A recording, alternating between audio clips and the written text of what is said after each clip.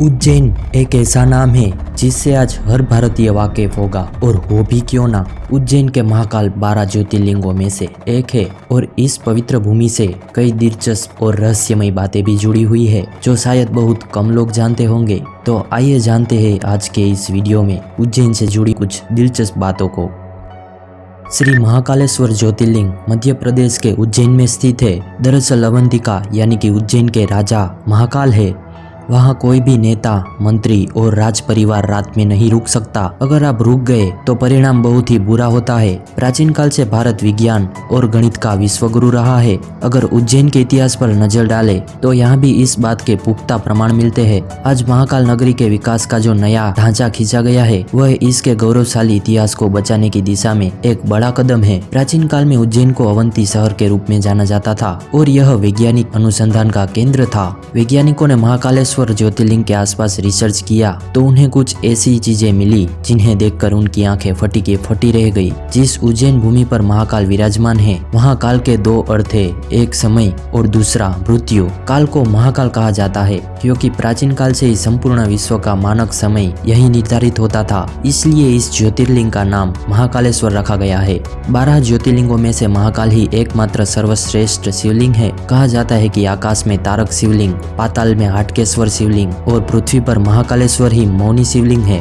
उज्जैन के राजा सावन माह में प्रत्येक सोमवार को नगर भ्रमण करते हैं और अपनी प्रजा पर नजर रखते हैं कि कोई भी व्यक्ति किसी भी प्रकार का नशा करके महाकाल की सवारी में शामिल न हो। महाशिवरात्रि के दिन पूरा शहर शिवमय हो जाता है। चारों ओर शिव की गूंज सुनाई देती है। पूरा शहर बाराती बनकर शिव विवाह में शामिल होता है। आज जो विश्व प्रसिद्ध महाकालेश्वर मंदिर विद्यमान है वह रानूजी शिंदे शासन की देन है। यह मंदिर इतना प्राचीन है कि इसका सटीक उल्लेख किसी भी ग्रंथ में नहीं मिलता। जब वैज्ञानिकों और मंदिर समिति के लोगों ने मंदिर के आसपास खुदाई की तो ऐसी चीजें मिली जिन्हें देखकर हर किसी की आंखें फटी रह गई। 1980 से 2020 तक मंदिर के आसपास करीब 6 बार गहरी खुदाई की गई। इस दौरान कुछ रहस्य भी सामने आए। मंदिर में नंदी हॉल का निर्माण 1980 में सिंहस्थ महापर्व के दौरान किया गया था। इस दौरान हुई खुदाई में प्राचीन मूर्तियां मिली। वर्ष 2004 में पुनः उत्खनन किया गया। इस हॉल का विस्तार जूना महाकाल मंदिर परिसर तक किया गया। उस दौरान भी कई मूर्तियां मिली थी। 2014 में सुविधा केंद्र और सुरंग निर्माण के लिए मंदिर में गहरी खुदाई की गई तो नरकंकाल मिले। कहा जाता है कि कब्रें मंदिर परिसर में ही स्थित है। 2019 में मंदिर समिति ने हॉल के विस्तार का कार्य किया। इस खुदाई के दौरान एक प्राचीन सूर्य यंत्र मिला जो बाद में रख रखाव के अभाव में टूट गया। 2020 में नए निर्माण के लिए मंदिर के मुख्य द्वार और आसपास के क्षेत्र की खुदाई की जा रही थी। इसमें 1000 साल पुराने मंदिर के अवशेष मिले। इस मंदिर के नीचे क्या है इसका पता लगाने के लिए वैज्ञानिक लगातार शोध कार्य करते रहते हैं ताकि यहाँ मौजूद प्राचीन चीजों के बारे में पता चल सके।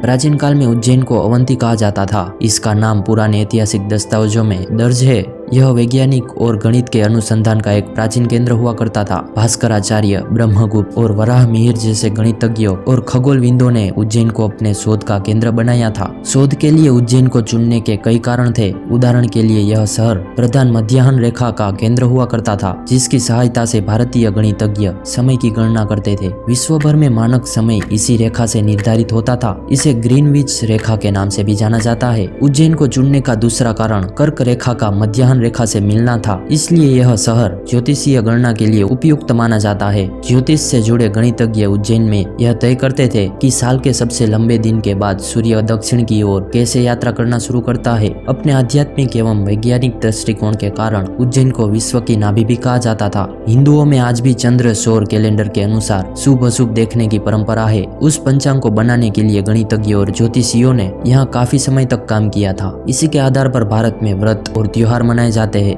बीज मठ और लीलावती जैसे गणितीय ग्रंथों के रचयिता भास्कराचार्य उज्जैन की वेधशाला के मार्गदर्शक थे। उन्होंने उज्जैन में ही पृथ्वी की गुरुत्वाकर्षण बल की खोज की थी। 12वीं शताब्दी में महान गणितज्ञ भास्कराचार्य ने उज्जैन में रहते हुए ज्योतिष शास्त्र का अद्वितीय ग्रंथ सिद्धांत शिरोमणि लिखने का कार्य किया था। प्राचीन काल से उज्जैन भारतीय काल गणना का केंद्र रहा है। खगोलीय शास्त्र और गणितज्ञों ने इसके इस गुण को पहचाना। यही कारण है कि धार्मिक आयोजन सिंहस्थ के लिए जिन 4 स्थानों का चयन किया गया है उनमें उज्जैन भी शामिल है।